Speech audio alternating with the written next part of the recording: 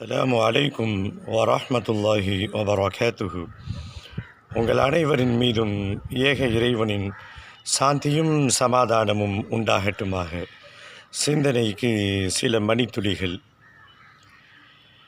நிறைய விழிப்புணர்வு பதிவுகள் பதிவேற்றம் செய்யப்படுகிறது. வெளியிலிருந்து தகவல் நிறைய வருகிறது. இருந்தாலும் பல சமயங்களில் நம்மளுடைய கேரக்டரை நாம் மாற்றிக்கொள்வதாக தெரிவதில்லை.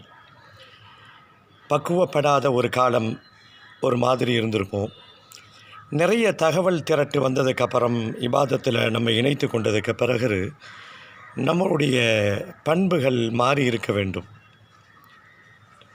நிறைய நாம் செய்யக்கூடிய தப்பு என்ன? தொழுகுவோம், குர்ஆன் ஓதுவோம், எல்லாம் செய்வோம். ஆனால் மற்றவர்களை நோகடிக்கக்கூடிய வார்த்தைகளை பேசிவிடுவோம். ஃபஜ்ர் தொழுதுட்டு ஒருத்தர் வீட்டுக்கு போகிறாரு, மனைவியை எழுப்பி விட்டு போகிறார். திரும்பி போய் பார்க்குறாரு, வீட்டில் எல்லாம் தூங்கிட்டு இருக்கிறாங்க, அந்த அம்மாவும் தூங்கிட்டு இருக்குது. இப்போ இவர் என்ன செய்யணும்? எழுப்பி தொழுகலையா கேட்கலாம். எவ்வளவு சொன்னாலும் எரும மாடு மாதிரி தூங்குறியே.